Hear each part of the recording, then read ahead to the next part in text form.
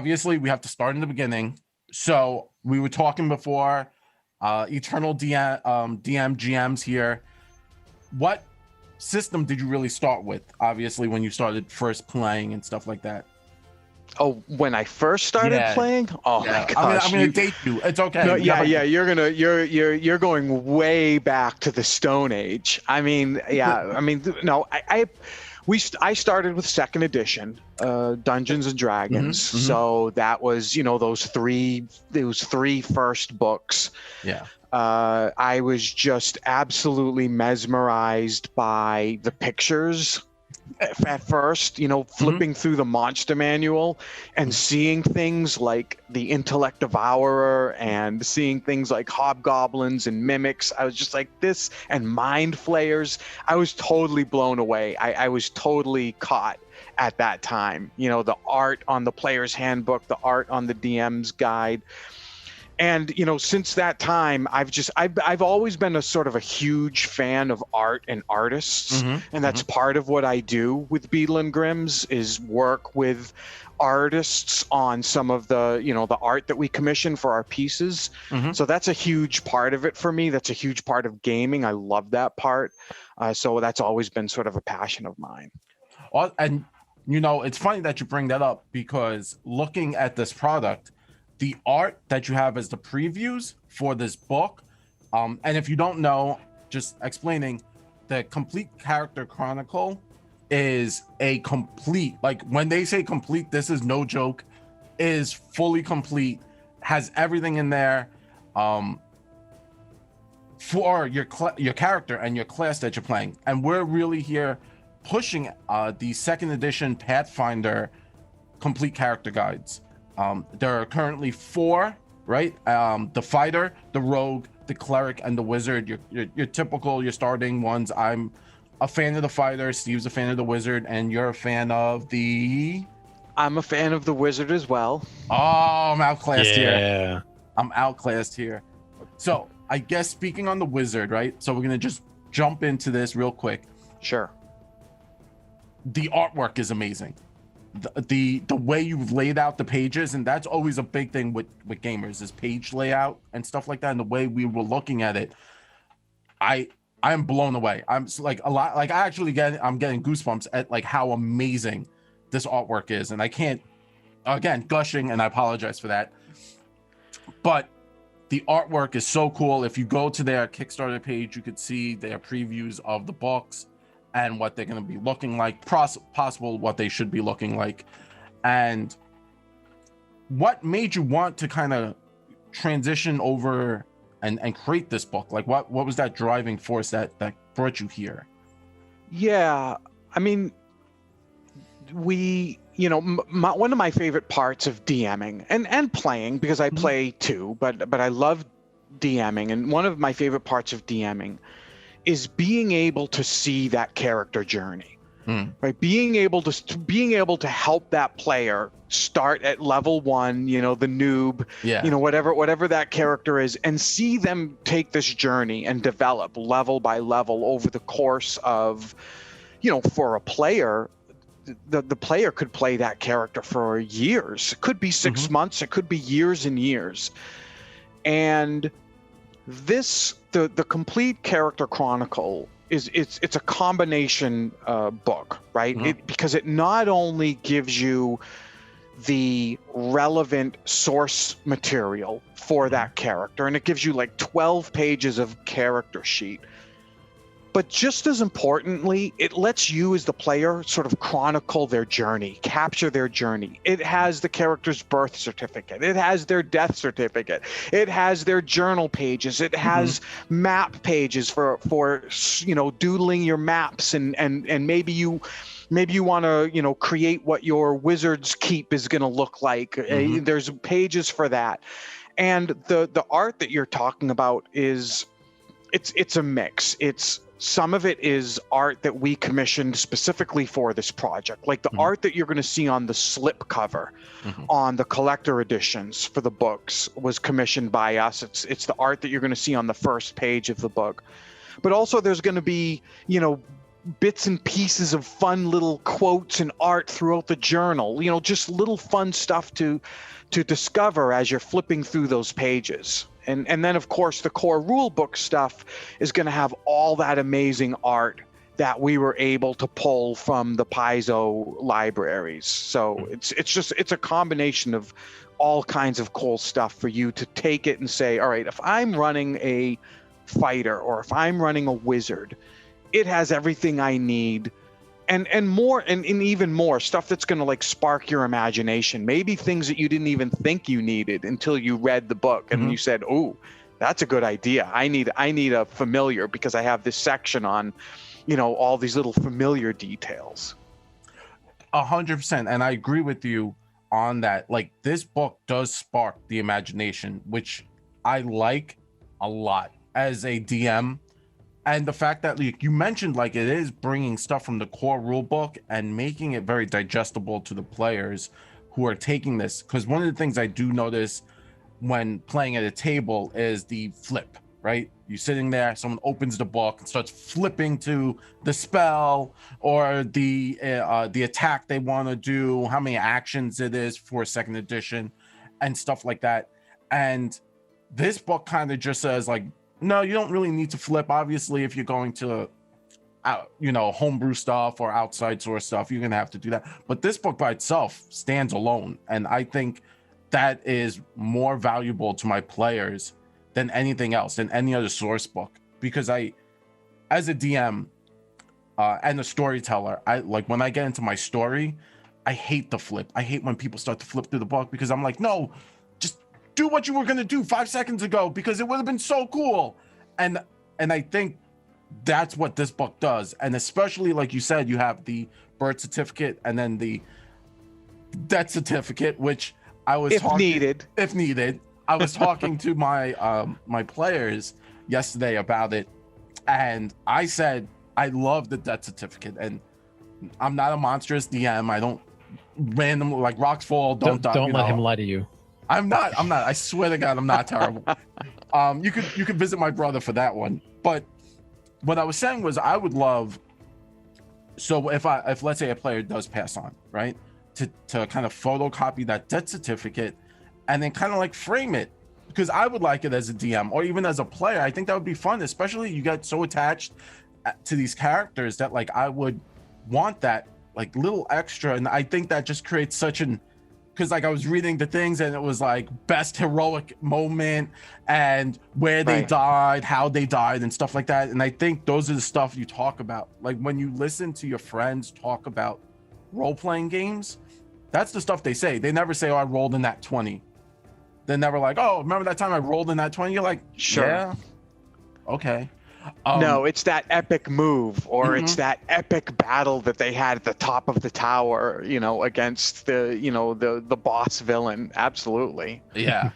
And then even going back to the complete character book, the slip covers, if you're looking at them they're on the Kickstarter, they're beautiful. Going back to that art, I think they're fantastic. Super beautiful, really, really cool. And so again, coming back to, like, the second edition stuff, did you struggle with that? Because I know second edition has a lot of, not rules, but, like, extra. If you're looking at, like, obviously, not to make the comparison, but there is 5th edition stuff, D&D 5th edition, and your company has worked with 5th edition. So if you're listening to this and you're interested in their products, please check out their 5th edition Wizard of the Coast products. Those were also awesome. And I really, I don't have enough money. But the layout, was that a little bit more difficult coming into the 2nd edition? Or did you already kind of have, like, a game plan there? Like, how you wanted to, like, lay this book out? Well, yeah, I mean, Paizo has been incredibly generous in their, time and in the energy that they've spent with us to talk to us about we would come to them and say, hey, this is what we think should be in the book, and they've been very collaborative in that regard. So that's been a lot of fun. But when you've been playing for as many years collectively as the five of us have been playing, like 100 years collectively or something crazy, you get a sense of what you're constantly looking for in a game, right? Well, one of the things that we loved about the concept for these books is particularly for spellcasters, the idea that, okay, in my Complete Character Chronicle, it's going to have my wizard spells and only my wizard spells, so I don't have to flip through 200 pages of spells. It's just got the spells that I need, and it's got this section here where I've written down the spells that I'm using right now, and in addition, in the back, it's got a whiteboard with a dry erase pen where I can write down the spells that I have memorized, right now for this adventure, for this day, right? Yeah. So it's got all of these different tools in one place so that I'm not reaching over and grabbing the bestiary to figure out what I just summoned, right? I've got what I usually summon in my book. I'm not reaching for this source book or this source book, or I'm reaching over here for my graph paper so that I can, do my map. It's all in this one piece. And touching on that, me and Steve is my wizard in our campaign, and the first thing he mentioned to me was, as he was looking through the reviews and stuff, was like, dude, they got the pictures of the spells, and I was like, wait, what? And then if you're on the Kickstarter and you look through the the stuff, they show in the review, you guys show in the review, like what a 20-foot square is, what a line or a cone would look like, which is always the question when the player is like looking at it. They're like, it says it's a cone, how does that look? And you always get the people who are like trying to count it out, but this, you get it right away. And I like that, because as a wizard, you would know that. You would instantly know what it should look like and how it should work. And as a storyteller, that draws me to this book very fast, because I can now have my players, again, not like you said, looking at other stuff. It's all right there, and my players can instantly just know and keep the game flowing without stopping and just suddenly like being like, wait, does the cone look like this, or is it more like, and yeah, right. Yeah, we've all had those conversations. I'm sorry, Steve, I brought you on and you were just kind of been smiling politely. Would you like to jump in, Steve? It's a question. When designing these types of books, was there any problems that you came over, since it is your first Pathfinder second edition product, and you went, oh man, we want to add this and this, but man, we're running into this one problem? Yeah, I mean, if you play Pathfinder, you know that they're really good about releasing, a lot of source material, giving you a lot of options, giving players lots of options, lots of different tracks that you can do. And so we can't pull every single piece into these books, right? It would be crazy. It would be massive. So there is a bit of picking and choosing, finding the stuff that we think is going to be most relevant. So it's not going to replace all of your source books, right? There's going to be times when you're going to want to reach for another one of your source books, but hopefully what it does is, the majority of the time you're using this one book. So yeah, there's going to be folks who go through, I'm sure, and say, oh, there's this one thing that I use, I wish was in the book. But yeah, you can't have everything. But I think we're doing a good job of grabbing the stuff that's going to be, that's going to be referenced the most within a game. Yeah, I mean, fireball, that's all you need, right? It's just like kicking the door, fireball, done. But the princess was there. Well, hopefully she makes a reflex save. Right, it's one thing to know what the cone is, it's another thing to care about who's in it. Yeah, exactly. That's the problem. There's no rules for that. There's no rules for that. Additionally, on your Kickstarter, we've been talking about the book, and again, I can't. This book is so amazing. If you haven't, go out, back it. it's worth it. Even if you just want to play a fighter. You know what's funny is you don't have to back like all 4, right? Like let's say I'm the fighter and I'm always playing the fighter. I don't have to, on your Kickstarter, you could say you can easily just back, bloop, I just get the fighter book. And Right. Something that I didn't see on your Kickstarter that I instantly picked up on as a huge fan from Pathfinder and Paizo and their systems is this book is great if you're playing Society. And you actually have the little Society token at the very bottom. It's a thing you could add on. This is one of the greatest books for Society because you're always moving that single character around. And this is that book you would want.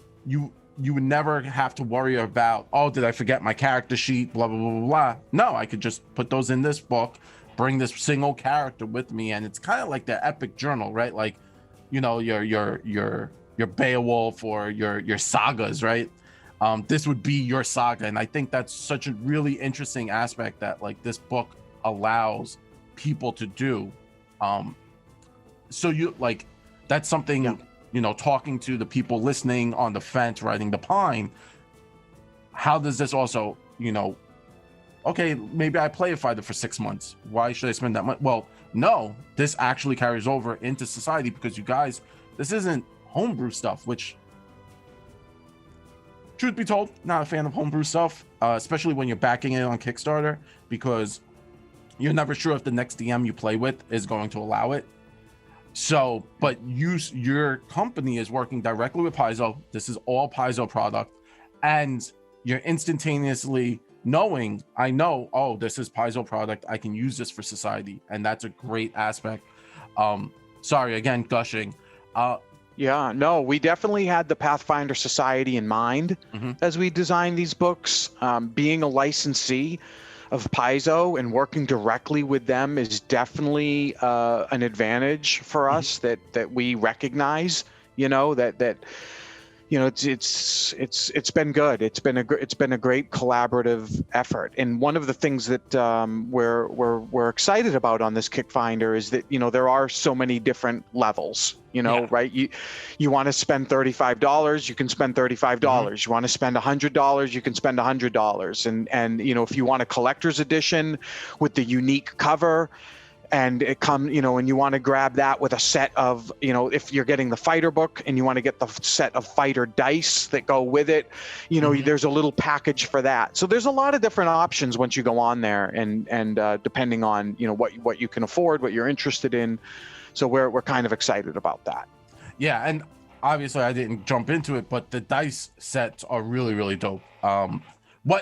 So I have to ask this. I'm, you know, as an artist, you work with colors. What made you choose those specific colors? Like the cleric, I get. Like the clerics, the holy, the white, the gold, instantly makes sense. But like, what were your thought processes on some of the color options there? For the you know, this when you're working in a group of 5, we could spend hours and hours going back and forth with each other on what colors are best for the fighter versus the wizard versus the rogue, and so it was a lot of back and forth. Ultimately, you know, we hope that folks are really interested and excited in the colors that we chose for each of the classes. One of the things that we're really excited about is that they're going to be coming in this like tin, this collector's edition tin that has like this art on the cover for each of the classes, and it's sort of like a tarot card design. And we're working with this really talented artist. His name is Julie, and he's really, really awesome. I can't wait until we get to release all of the different dice sets that we're working on, because they're really cool. And the dice are selected. The dice that you get in the tin are selected based on the class it is. So we're trying to make the best decisions. Hey, if I'm a wizard, you better have plenty of D6s in there for your lightning bolts and your fireballs, right? And if I'm a champion or if I'm a paladin, I better have a different set of dice, because those are the ones that I'm going to be rolling the most. So we made decisions on not only the color but the types of dice that go into each tin based on the class that you're playing. Oh, so I was looking that over, and you give the little blurb. The tin is what drew my eyes instantly. Like you said, the tin is beautiful, and it's a very, like you said, tarot-esque style, and I'm a huge fan of that style of artwork. And I like that you guys chose these extra dice to throw in. It's not just your generic, like, yeah, you could choose the fighter colors and you get a generic D20 set. You could choose the cleric colors. You're getting those little extras that really hone in on this is the class you're playing, which is great. Again, it goes back to the being part of society. You can go anywhere with this complete pack and be ready to play anywhere. And additionally, it goes back to the whole, like, you are this class. You have the birth certificate, you have your death certificate. I'm sorry, I keep mentioning it, Steve. Steve's like, oh, he's gonna kill us next game. So I have a little story about that. Mm-hmm. When we started playing D&D, the five of us, Mm-hmm. I played in my high school years, but we started playing in our early 20s when we were living in New York. We were all going to acting school, and when we played in New York, we had this move where if the DM killed you, he would hand you a subway token as your going away, as your parting gift, so that you could afford going home after your character died. So it would be like, oh no, I don't want the subway token. That's awesome. That is At least you don't have to pay to amazing. get home. So Right. I have to put it out here. You heard it first. They're from New York. We're a New York podcast. You clearly have to back their stuff. They're New Yorkers. New York strong. Come on. If you're not backing their stuff, you're not a New Yorker. You could just hand in your New York pass, go, leave. Just leave the whole state. We don't want you here. Sorry, I get very defensive about my co-New Yorkers. I love my state more than anything else. So sorry, I was just reading the chat, and people are just going nuts over the tins. They were just saying how awesome they looked, which is great. I like seeing that when our chat is getting super involved and getting really amped up. So Steve, again, I'm stealing all the spotlight. Steve's our tech guy. If you don't know, I'm sorry. Okay. I have a lot to juggle. It's all right. Yeah. So obviously we talked about that you had the rogue, the fighter, the cleric, and the wizard. And I know you have 2 super secret books that potentially could come out. One if you hit 90,000, and the next one when you hit 140,000. Obviously, we know that you have besides the 4 classes, we know you have others planned. How has the design process been difficult when you're considering a class that has multiple different traditions in spellcasting? So, like sorcerer I can tell already this is like a good cop, bad cop scenario here, right? I've got Jared, gushing and asking the easy questions, and you come in with these like hard hitting, technical questions. So I'm starting to get what's going on here. I'm starting to see the stealing pattern. all my good and nice questions. Yeah, no, I mean, I think this, it's kind of similar to the challenge that I brought up before, where, you just have to make the decisions based on feedback from Paizo, based on playing, but feedback from players. What are the things that are going to be, most used at the table, right? Well, what are the things that are most likely going to need to be in this book? It's not going to be everything, but with these, at least with these first 4 core books, we had a good idea off the bat of what we wanted. Okay. Now, as we start to expand, like you said, where if we hit 90,000, we're going to release what the 5th class is going to be. Some of these classes, really honestly, some of them are going to get tougher. Mm-hmm. They're going to get tougher to figure out, okay, what do we include? What do we not include? We've looked at some of the other classes, and it's going to be a challenge, but at the end of the day, I think people will be happy with it, because again, one of the things I want to sort of push is that for me personally, the core rule book pages are the least interesting for me. For me, the most interesting is the expanded character sheet, and it's the journal pages, and it's those extra sort of in-world elements that we're putting in there that's gonna like bring a different level to the gameplay than what you're doing with just the core rule books, right? We're gonna have to pick which source material we're putting in there, but ultimately you're gonna really enjoy, hopefully, using the journal portion of the book and filling in all the little things that we've put in there, and the place for quotes, and the place for here's my kill tally, right? If I'm a fighter, here's my list of all the things, here's my tally, here's the epic moves, the epic kills that I've had. Those are the kinds of things that you're going to just love doing. I like that. That kill tally I like. I want like a bunch of goblin heads so I can just X them off. Just no. So obviously we have to talk about the sad stuff, the hard stuff, the state of the world, and that is, the virus that has really hurt us all. How has that really kind of affected your working with this product? Has it affected, or is this like, no, we kind of had this going, wheels chugging beforehand, shout out to our, the teams and stuff that are really working. Well, yeah, I mean, as a company, we have a variety of products, right? But they have traditionally been, we are sort of old school, right? We love the idea of friends sitting around a table, of that experience, of that in-person, we're sitting at a table experience. And so our first products, which were our platinum boxes, these are products that are meant to be held. They're meant to be felt, right? They're meant to be passed around the table.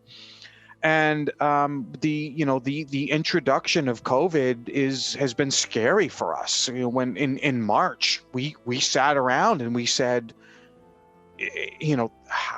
Are people still going to be interested in our products? This is going to be really, really difficult for us. We are not a video game, right? We are not an online game. We believe in the power of friendship and sitting around the table and being social. And so it was really scary. We ultimately made the decision with our fall product, which was another platinum box, to say, yep, we're going to move forward with it. We're going to do a platinum box. We're not going to scale back. We're going to do it as big as ever. And, the gaming community really stepped up. I mean, we sold out. I mean, we were thrilled. People stepped up and said, you know what, despite what's going on, I'm hopeful, and I'm ready to commit to the fact that we will be at a table again, whether that's in a couple of months or a year, whatever it is. I'm going to go and continue to purchase these products and be prepared for when we're around a table again, which is going to happen. And so we were really thrilled. With this product, it is a bound book. It is a personal book. But the good news is even if you're playing with this product, specifically dice and books, the book itself, even if you're playing via Zoom, right, you're still gonna have this great book to take your notes in and to flip through and to play on. So we're with this product, we hope and expect that it will still have value. It will. Like I could definitely say, from my perspective as a GM with my team, I have a few people that I'm excited to get. Like I said, I backed this product myself. I'm excited to get them a book. I'm not saying who it is. But Zach does need a book because every session he asks is what happened that last section. So he's getting a book off the bat, just because he needs it. sorry, Zach, if you're in chat, I'm throwing you under the bus on this one. But like we were talking about my another one of my players, Tina. She is our bookkeeper, and she goes through books. Like she has probably a small library of game books that she's gone through from playing with us, and this is right up her alley. And like you said, we are playing via Zoom. We are still waiting to come back and be a family, because really that's what gamers are. We're family, and when times get rough, you know, family comes together, and that's what we did. And I love seeing, you know, how much you guys are working with the community, and that's really awesome, and I really appreciate it. So thank you very much with that. Now I have another hard question. This is going to be the toughest one you're going to get. Not guilty. All right. Guilty. I've got my shield up. There you go. Are you guys ever going to put out a GM book? Would that be something like down the line where, like, as a GM, right? Like as a GM myself, I would love to have something like this, right? Like I said, I usually play the fighter, but as a GM, I would love to have something like this. I'm still getting one for myself. I'm going to spoil myself, because you got to treat yourself. But would that ever be something you would think about doing, as like kind of like a GM sweat book? Yeah, we're open to anything that, you know, would improve the experience, right? It would elevate the immersion into the game. Let me throw it back at you. I mean, if you were to go after a DM's book, what would you want to see in it? Oh, it would have to be. What would be like your ultimate DM book? My ultimate. Oh, throwing it back at me. I see how it is. I would love. Like I said, I'm a huge storyteller, right? So from my perspective, I would love to have the ability to just kind of put down interesting things that happen, like epic moments, so I can kind of emphasize those and always refer back to them. Because when we're in the, you know, in the groove of playing, you know, like yourself, when you're playing, you have those epic moments as a DM. You're like, yeah, you cheer when your players win. You know, I don't think there's many DMs out there that cheer when their players are doing terrible.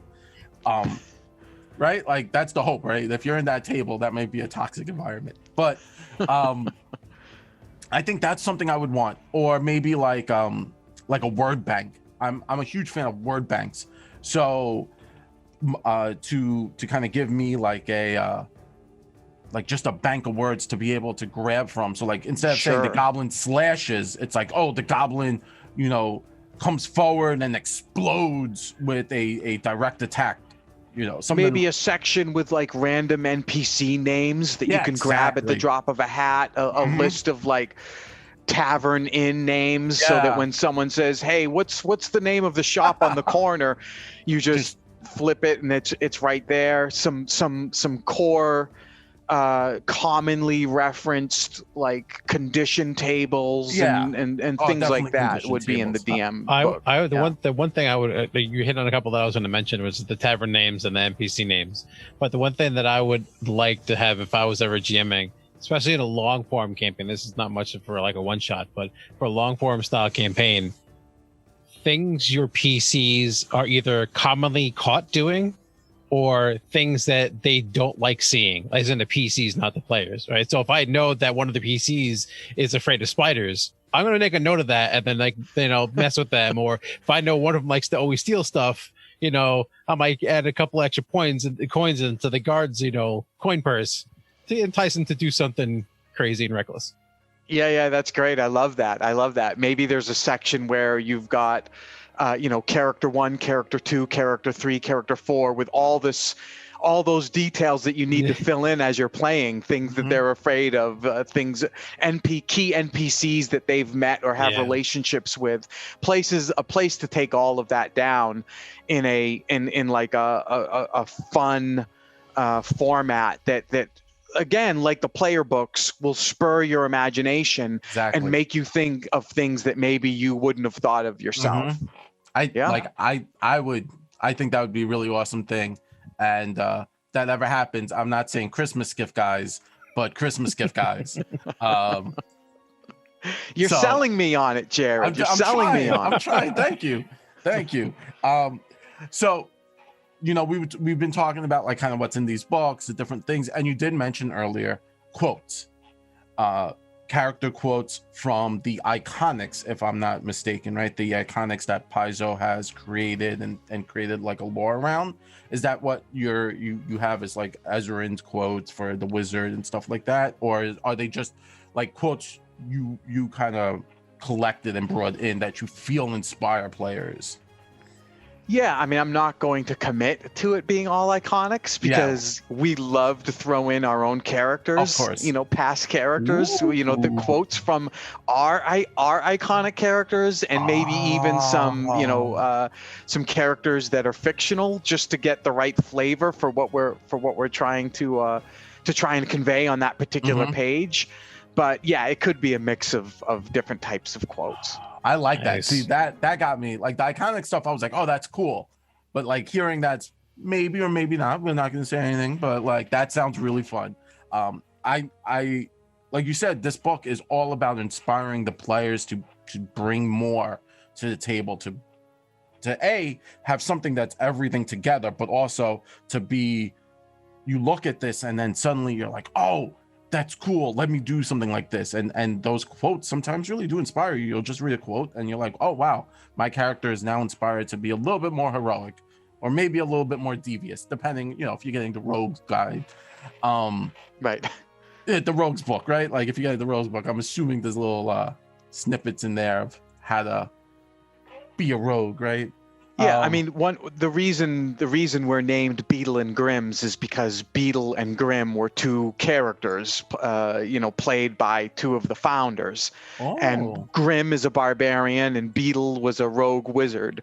And so I would not be surprised if you see a quote from Beadle in the rogue book, for example. That is so cool. You may see that. Yeah, I think that's really cool. I also think that it couples on another thing we already talked about, which is you mentioned that you have Paizo images that Paizo has given you, but also that you've also commissioned some artwork for yourself, and that's a cool thing.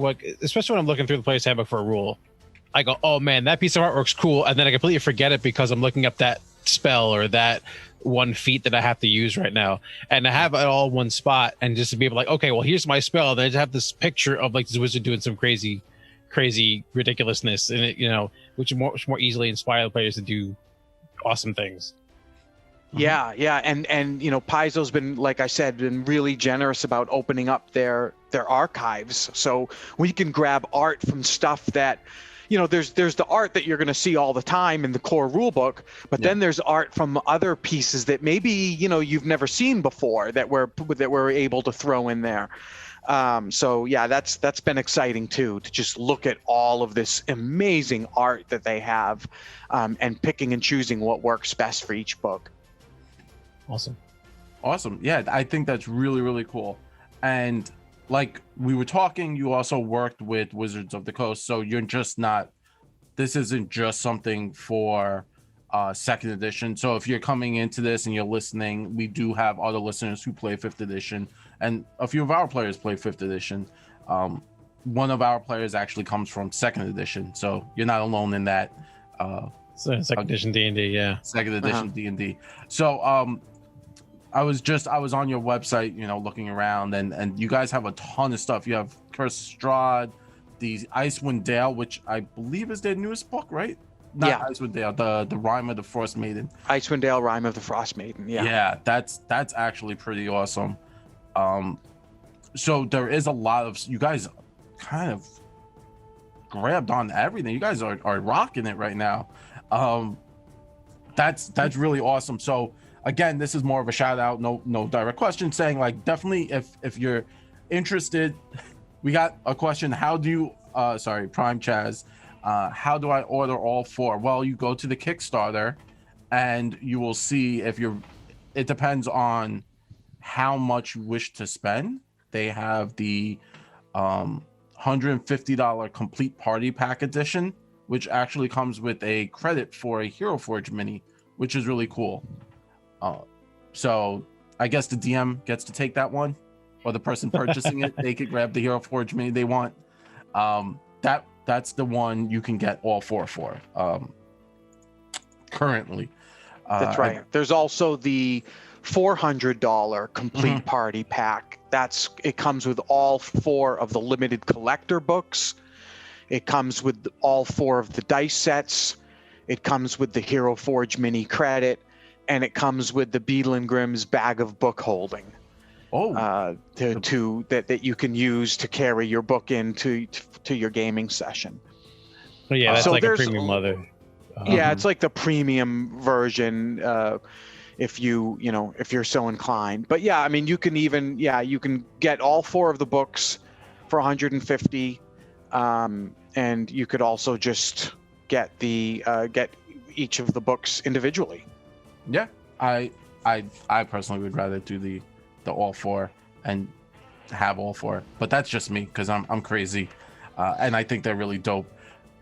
Talking about the bag, that's a separate thing you could add on also. So if you want to get the independent one, so let's say you're getting the fighter, pushing that fighter since I'm surrounded by wizards over here, you can also purchase for the $60 bundle, $60 additional add-on. You get the vegan leathered bound bag holder, which is really, really cool. It has the logo on it. If you haven't checked it out, please go and check it out. It, I think, is really, really awesome. Sorry, I'm reading just a general chat, and people are now arguing about prices and where you can find everything. And guys, just go on the Kickstarter. We love you guys. Thank you for talking. But yeah, it's getting, they're just saying like, no, get the 150, no, get the 400. Thank you, Steve. You posted that in there. So with that, Steve, do you have any other questions you want to touch on? Anything crazy? Major point, the campaign ends the 30th of this month, so November 30th is the last day. That's when Kickstarter closes. It's already funded, so more the merrier. Get those books. We want to see all those amazing characters. We want to have all those gems out there. Submit their death certificates to MVNG, and we'll. Oh yeah, do that. Send me your death certificate, please. I will. I if you can't see it, we have Steve's studio that we air from. Well, we were airing from, and I would love to start putting up death certificates. So that might be a thing, depending on how many player deaths we have. Yeah, right. Well, if I get the book, I'm just gonna kill you all, and so I can have them lining my trophy necklace of death certificates. John, do you have anything you would like to add to touch on? No, this has been great, guys. I really appreciate you allowing me to come on. I love talking to gamers. I love talking to DMs. So thank you, Jared. You guys have been great. Check out our website, beadlegrims.com. Go to Kickstarter and look for the Beadle Grimm's Complete Character Chronicles. And hope you, if you do end up backing, we hope you really love the product. We're really proud of it. Yes, and I want to say thank you very much to you for being here with us. I am overjoyed that you've taken the time out of your crazy day, because again, 17 days, they got 17 days, guys, so we could really get those numbers up there. And it must be crazy. You must be burning the wick at both ends at this point. And I appreciate you taking the time out to speak with us. It's been fun. Absolutely. Yeah. Thank you so much, and thank you so much to Beadle Grimm for coming out and just spending an hour of their time, and a little more than an hour of their time with us here with the NVNG family. So from all of us here, I want to say thank you very much and have a great evening. Bye. Good night, everybody. Bye, everyone.